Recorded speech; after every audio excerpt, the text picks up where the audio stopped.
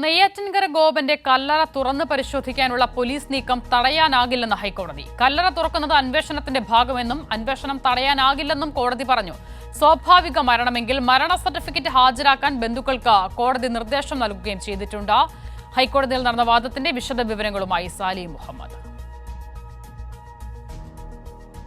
നെയ്യാറ്റിൻകര ഗോപന്റെ കല്ലറ തുറന്നു പരിശോധിക്കാനുള്ള നെയ്യാറ്റിൻകര RDOയുടെ ഉത്തരവ് റദ്ദാക്കണമെന്നാവശ്യപ്പെട്ട ഏതാനും ചില ബന്ധുക്കളാണ് കോടതിയെ സമീപിച്ചത്. ഹൈക്കോടതി ആ കേസ് എടുത്ത ശേഷം ചോദിച്ച ആദ്യത്തെ ചോദ്യം ഈ മരിച്ചയാൾക്ക് മരണ സർട്ടിഫിക്കറ്റ് ഹാജരാക്കാൻ കഴിയുമോ എന്നുള്ളതാണ്. മരണം സംഭവിച്ചിരിക്കുന്നു, അതിന് ഡെത്ത് സർട്ടിഫിക്കറ്റ് ഉണ്ടോ എന്ന് കോടതി ചോദിച്ചു.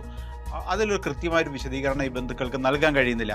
അപ്പോൾ കോടതി പറഞ്ഞത് ഡെത്ത് സർട്ടിഫിക്കറ്റ് ഇല്ലെങ്കിൽ അതൊരു അസ്വാഭാവിക മരണമാണ് എന്ന് പരിഗണിക്കേണ്ടി വരും. അതുകൊണ്ട് അസ്വാഭാവിക മരണമാണെങ്കിൽ അങ്ങനെ ഒരു പരാതി ഉയർന്നു വന്നാൽ അതിൽ FIR രജിസ്റ്റർ ചെയ്യേണ്ടി വരും.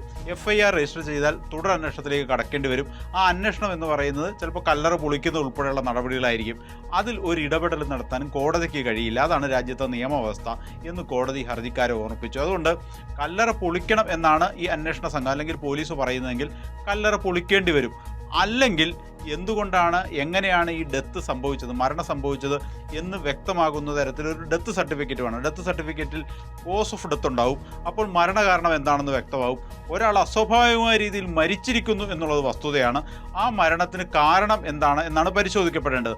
അത് പരിശോധിക്കണമെങ്കിൽ അതിൽ അന്വേഷണം വേണം. അന്വേഷണത്തിൻ്റെ ഭാഗമായി കല്ലറ പൊളിക്കണമെന്നാണ് അന്വേഷണ സംഘത്തിൻ്റെ തീരുമാനമെങ്കിൽ അത് നിന്നു കൊടുക്കേണ്ടി വരും എന്നുള്ളത് തന്നെയാണ് കോടതി ഓർമ്മിപ്പിച്ചത്.